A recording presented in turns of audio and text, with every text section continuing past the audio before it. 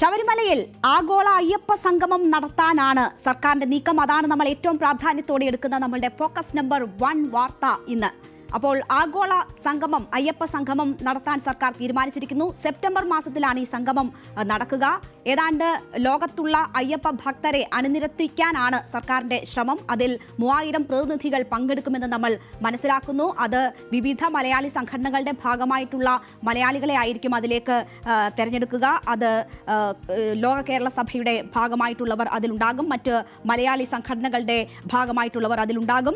അങ്ങനെ വിവിധ സംഘടനകളിൽ നിന്ന് 3000-ഓളം പ്രതിനിധികളെ ഇതിൽ പങ്കെടുപ്പിക്കുക എന്നതാണ് സർക്കാർ ലക്ഷ്യമിടുന്നത്. വിവിധ സെക്ഷനുകൾ ഇതിന്റെ ഭാഗമായിട്ട് സംഘടിപ്പിക്കും. കേരള, തമിഴ്നാട് മുഖ്യമന്ത്രിമാർ ഇതിൽ പങ്കെടുക്കും. അങ്ങനെ വിവിധ സംസ്ഥാനങ്ങളുടെ പങ്കാളിത്തം ഉറപ്പുവരുത്തിക്കൊണ്ട് ലോകത്തൊക്കെയുള്ള അയ്യപ്പ വിശ്വാസികളുടെ സംഗമം സംഘടിപ്പിക്കാനാണ് സർക്കാരിന്റെ നീക്കം നടക്കുന്നത്. വലിയ ഒരു തീർത്ഥാടന അനുഭവം അയ്യപ്പ ഭക്തർക്ക് പങ്കുവെക്കുക എന്നത് ഈ സെക്ഷനിലൂടെ ഉദ്ദേശിക്കുന്ന പ്രധാനപ്പെട്ട ഒരു കാര്യമാണ്. അപ്പോൾ സർക്കാർ ഇങ്ങനെ ഒരു സംഗമം നടത്താൻ തീരുമാനിച്ചിരിക്കുന്ന കാര്യം ഇന്ന് ആലോചനാ യോഗത്തിന് ശേഷം ഇത് വിശദീകരിക്കുന്നത് മന്ത്രി VN വാസവനാണ്. അദ്ദേഹത്തിന്റെ വാക്കുകൾ കേൾക്കാം. തിരുവിതാംകൂർ ദേവസ്വം ബോർഡും സംസ്ഥാന ഗവൺമെന്റും ചേർന്ന് ശബരിമല കേന്ദ്രീകരിച്ച് ഒരു ആഗോള അയ്യപ്പ സംഗമം സംഘടിപ്പിക്കാൻ തീരുമാനിച്ചിരിക്കുന്നു. പ്രധാനമായും സെപ്റ്റംബർ മാസം 3-ാം വാരത്തിലാണ് അത് സംഘടിപ്പിക്കുക. തത്വമസി എന്ന സന്ദേശം ശബരിമലയുടെ കവാടത്തിൽ ദർശനത്തിനെത്തുന്ന ഏതൊരു ഭക്തരും ആദ്യം കാണുന്ന സന്ദേശമാണ്. വിശ്വമാനവതയുടെ സന്ദേശമാണ് ശബരിമല ഉയർത്തുന്നത്. ആ വിശ്വമാനവയുടെ സന്ദേശം ഉയർത്തിപ്പിടിച്ചുകൊണ്ട് തന്നെ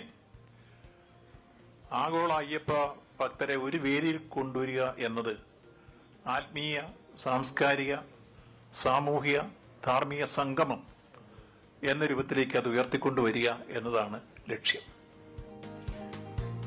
ഇപ്പോൾ മന്ത്രി വിശദീകരിച്ചത് ഔദ്യോഗികമായി തന്നെ മന്ത്രി പറയുന്നു എന്താണ് ഇങ്ങനെ ഒരു അയ്യപ്പ സംഗമം കൊണ്ട് ഉദ്ദേശിക്കുന്നത് എന്നത്. അതിന്റെ പ്രധാനപ്പെട്ട ലക്ഷ്യങ്ങൾ മന്ത്രി സൂചിപ്പിച്ചതുപോലെ ഇതാണ്. നമ്മളുടെ ശബരിമല തീർത്ഥാടന കേന്ദ്രം അത് ലോക ശ്രദ്ധയിലേക്ക് കൊണ്ടുവരിക എന്നതാണ് ഏറ്റവും പ്രധാനപ്പെട്ട ലക്ഷ്യങ്ങളിൽ ഒന്ന്. ഏറ്റവും പ്രധാനപ്പെട്ട ഒരു തീർത്ഥാടന കേന്ദ്രമാക്കി അതിനെ മാറ്റുക, അതിനെ ലോക ശ്രദ്ധയിലേക്ക് കൊണ്ടുവരിക എന്നത് വളരെ പ്രധാനപ്പെട്ട ഒരു ലക്ഷ്യം. രണ്ടാമത്തെ പ്രധാനപ്പെട്ട ലക്ഷ്യം എന്ന് പറയുന്നത് തത്വമസി എന്ന വിശ്വമാനവികതയുടെ സന്ദേശം അത് ലോകമെമ്പാടും എത്തിക്കുക എന്നതാണ്.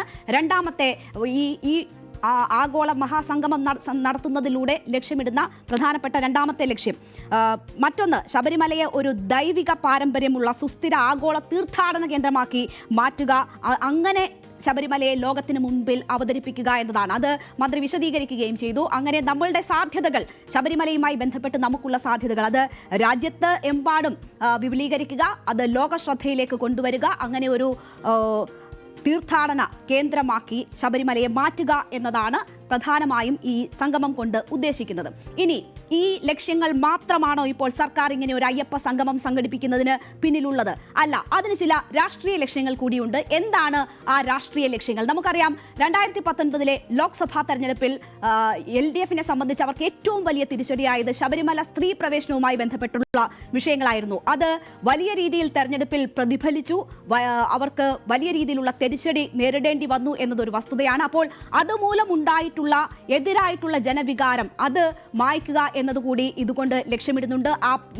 അവർ വിശ്വാസികളുടെ ഭാഗമായി നിൽക്കുന്നവർ പറയുകയാണെങ്കിൽ അന്ന് ഉണ്ടായിട്ടുള്ള പാവക്കറ മായ്ച്ചു കളയുക എന്നതാണ് ഇതിലൂടെ ലക്ഷ്യം വെക്കുന്നത് എന്ന് പറയാം. പക്ഷേ നമുക്കറിയാം 2019 തെരഞ്ഞെടുപ്പിലെ തിരിച്ചടിക്ക് ശേഷം പല വിധത്തിലുള്ള ചർച്ചകൾ ഇതുമായി ബന്ധപ്പെട്ട് നടന്നതാണ് പാർട്ടിക്കുള്ളിൽ. അതിൽ ഇതൊരു തിരിച്ചടി ഏൽക്കുന്ന വിഷയമായി എന്ന് കണ്ടെത്തിയതാണ് സർക്കാർ. അതിനുശേഷം ഉള്ള കാര്യങ്ങൾ വിലയിരുത്തലുകൾ നടത്തുകയും വീടുകളിൽ കയറി ആ കാര്യങ്ങൾ CPM വിശദീകരിക്കുകയും ചെയ്തതാണ്. അതിനുശേഷമാണ് അത്തരം ചില നീക്കങ്ങൾ CPM-ന്റെ ഭാഗത്തു നിന്നും ഉണ്ടായി വന്നത്. ഇപ്പോൾ ഈ സാഹചര്യത്തിൽ സർക്കാരിനെ സംബന്ധിച്ച് വലിയ രീതിയിൽ 10 വർഷമായി അധികാരത്തിലിരിക്കുന്ന സർക്കാരാണ്. ഭരണവിരുദ്ധ വികാരം സർക്കാരിനെ സംബന്ധിച്ച് ഉണ്ടാകും സ്വാഭാവികമായും എന്ന ഒരു സാഹചര്യമുണ്ട്. അപ്പോൾ അങ്ങനെ ഒരു സാഹചര്യം മുന്നിൽ കാണുമ്പോൾ ഭൂരിപക്ഷ സമുദായത്തെ ഒപ്പം നിർത്തുക എന്നത് സർക്കാർ ആലോചിക്കുന്നു. ആ ഒരു ലക്ഷ്യത്തോടു കൂടിയാണ് ഇത്തരമൊരു നീക്കം നടക്കുന്നത്. അപ്പോൾ ഭൂരിപക്ഷ വിഭാഗം ഒപ്പം നിൽക്കുക, അവരെ കൂടെ നിൽക്കുക, അവർക്കുണ്ടായിട്ടുള്ള അതൃപ്തികൾ ഇല്ലാതാക്കുക എന്ന ലക്ഷ്യത്തോടു കൂടിയും ആണ് ഈ അയ്യപ്പ സംഗമം നടത്തുന്നത് എന്ന് നമുക്ക് സ്വാഭാവികമായും തന്നെ വിശ്വസിക്കാം. നമുക്കറിയാം ഈ നീക്കം നേരത്തെ യുവതീ പ്രവേശനം ഉണ്ടായപ്പോൾ വലിയ എതിർപ്പുണ്ടായിട്ടുണ്ട്. ഇപ്പോൾ സ്വാഭാവികമായും സർക്കാർ ഈ നീക്കം പ്രഖ്യാപിക്കുമ്പോൾ അതിനെ സ്വാഗതം ചെയ്യുകയാണ്. അയ്യപ്പ സേവാ സംഘത്തിൻ്റെതുൾപ്പെടെയുള്ള അയ്യപ്പ ധർമ്മസേന പ്രതിനിധി രാഹുൽ ഈശ്വറൊക്കെ ഇതിനെ സ്വാഗതം ചെയ്യുകയാണ്. നേരത്തെ ചെയ്ത തെറ്റുകൾ അത് ഒന്ന് തിരുത്താൻ അതൊന്ന് ഏറ്റുപറയാൻ കൂടി തയ്യാറായാൽ നല്ലത് എന്നൊരു കാര്യം മാത്രമാണ് രാഹുൽ സൂചിപ്പിക്കുന്നത്. ഇപ്പോൾ സർക്കാർ സ്വീകരിച്ചിരിക്കുന്ന എല്ലാ നടപടികളും സ്വാഗതാർഹമാണ് എന്ന് രാഹുൽ പറയുന്നു. ആഗോള അയ്യപ്പ സംഗമം വളരെ സ്വാഗതാർഹമാണ്. കക്ഷി രാഷ്ട്രീയ ഭേദമന്യേ ഇത്തരം കാര്യങ്ങളെ നമ്മൾ കാണണം. സ്വാമി അയ്യപ്പന്റെ സന്ദേശം ഞങ്ങൾ വിളിക്കുന്നത്, അല്ലെങ്കിൽ വിശ്വാസികൾ പൊതുവെ വിളിക്കുന്നത് കലിയുഗ വരദനാണ്. നമ്മുടെ മലയാളികൾ മനസ്സിലാക്കേണ്ടത് ഒരുപക്ഷെ കേരളത്തിൽ ജനിച്ച ഏക ദൈവമാണ് അയ്യപ്പൻ. അങ്ങനെ ഒരുപാട് പ്രത്യേകതയുള്ള ഒരു ചരിത്ര പുരുഷനും ഈശ്വരാവതാരവും ഒക്കെയാണ് സ്വാമി അയ്യപ്പൻ അഥവാ മണികണ്ഠൻ. നേരത്തെ സൂചിപ്പിച്ചതുപോലെ, നിങ്ങളുടെ ജേർണലിസ്റ്റ് സൂചിപ്പിച്ചതുപോലെ, അയ്യപ്പനും വാവരും വെളുത്തയും ഹിന്ദുവും മുസ്ലിമും ക്രിസ്ത്യാനിയും ഒക്കെ ഒരുപോലെ ഏകോദര സഹോദരങ്ങളെ പോലെ ജീവിക്കുന്ന, ഭാരതം മഹാത്മാഗാന്ധിയിലൂടെയും സ്വാമി വിവേകാനന്ദനിലൂടെയും ഒക്കെ മുമ്പോട്ട് വെച്ച പ്ലൂറലിസ്റ്റിക് സ്പിരിച്വാലിറ്റി അല്ലെങ്കിൽ ബഹുസ്വരമായ ആത്മീയത എന്ന ആശയം ഏറ്റവും ശക്തമായി 1000 വർഷം മുമ്പ് പറഞ്ഞ വ്യക്തിയാണ്. ഇത് പരസ്യം കൊടുക്കലല്ല. അദ്ദേഹം ബ്രാൻഡ് എന്നൊക്കെ പറഞ്ഞെങ്കിലും ഇത് ബ്രാൻഡ് അല്ല, അതൊരു ചൈതന്യമാണ്. ബ്രാൻഡ് എന്ന് മാനേജ്മെന്റ് ടെർമിനോളജി വിളിക്കുന്നതിന് വിരോധമൊന്നുമില്ല, പക്ഷേ അതൊരു ചൈതന്യമാണ്. ആ ചൈതന്യത്തെ ലോകത്തിലേക്ക് നമ്മൾ അറിയിക്കണം. ഒരുപക്ഷെ അറിയുന്ന പലർക്കും കൗതുകം തോന്നും, ഏതാനും വർഷങ്ങൾക്ക് മുമ്പ് ജർമ്മനിയിൽ നിന്ന് 20 അംഗ സ്ത്രീകൾ, ജർമ്മൻ സ്ത്രീകൾ ശബരിമലയ്ക്ക്, അതായത് 50 വയസ്സിനും 60 വയസ്സിനും ശേഷമുള്ള സ്ത്രീകൾ കെട്ടുമൊക്കെ എടുത്തു വന്നിരുന്നു. അങ്ങനെ ഒരുപാട് ലോകത്തിന്റെ വ്യത്യസ്ത ഭാഗങ്ങളെ പ്രചോദിപ്പിക്കുന്ന ഒരു ആത്മീയ പാതയാണ് ശബരിമല. അത് തിരിച്ചറിയാനും അത് ആഘോഷിക്കാനും നമുക്കാകട്ടെ. കലിയുഗ വരദനാണ്. ശരിക്കും നമ്മുടെ സൗത്ത് ഇന്ത്യയിൽ നിന്ന് ഉയർന്നു വന്ന ഏറ്റവും വലിയ ആത്മീയ സാമൂഹിക ബിംബമാണ് സ്വാമി അയ്യപ്പൻ. ചരിത്ര പുരുഷനാണ്, ദൈവമാണ്, ഈശ്വരാവതാരമാണ്. അത് കോൺഗ്രസ് ആണെങ്കിലും BJP ആണെങ്കിലും കമ്മ്യൂണിസ്റ്റുകാരാണെങ്കിലും ഹൈലൈറ്റ് ചെയ്യുന്നത് നമുക്ക് സന്തോഷം, അല്ലെങ്കിൽ വിശ്വാസികൾക്ക് സന്തോഷം നൽകുന്ന കാര്യമാണ്. ആ രീതിയിൽ വലിയ രീതിയിൽ സ്വാഗതം ചെയ്യുകയാണ് അയ്യപ്പ ധർമ്മസേന ഉൾപ്പെടെ സർക്കാരിന്റെ തീരുമാനത്തെ.